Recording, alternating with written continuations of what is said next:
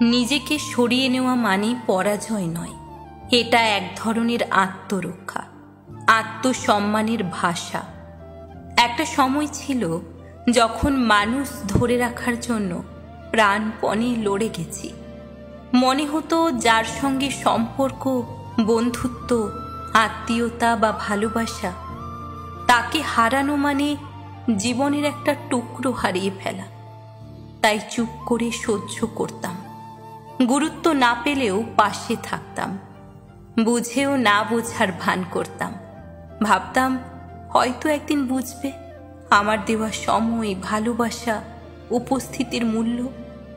কিন্তু সময় শিখিয়েছে কেউ যদি তোমাকে সত্যিই চায়, তাহলে তোমাকে ধরে রাখার চেষ্টা করে।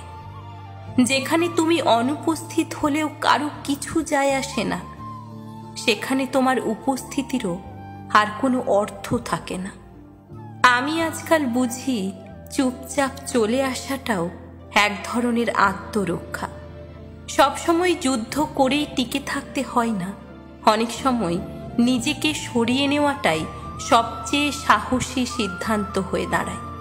কারণ গুরুত্ব চাওয়ার মধ্যে কোনো ভুল নেই, ভুল হলো নিজেকে এমন জায়গায় ধরে রাখা যেখানে তোমাকে গুরুত্ব দেওয়া হয় না। অনেক সম্পর্কেই আমরা শুধু অভ্যস্ত হয়ে পড়ি, তাদের সঙ্গে মনের বন্ধন নয়, শুধুমাত্র অভ্যাসের শিকল। তারা ভুলে যায় তুমি কতটা সময় দিয়েছ, কতবার নিজেকে পেছনে রেখে তাদের গুরুত্ব দিয়েছ। আর তুমিও একসময় ভুলে যাও তুমি নিজেও গুরুত্বপূর্ণ।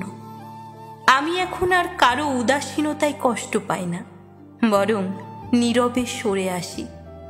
কারণ মুখ দেখিয়ে থাকাটা, ভালোবাসাহীন উপস্থিতি ধরে রাখাটা আমার আত্মসম্মানের বিরুদ্ধে কাজ করে। কেউ কেউ ভাবে চলে আসা মানে দুর্বলতা, কিন্তু তারা বোঝে না এই চলে আসার পেছনে কত রাত না ঘুমিয়ে থাকা, কত নিজেকে প্রশ্ন করা, কত অশ্রু, কত অনুভূতির মৃত্যু লুকিয়ে আছে।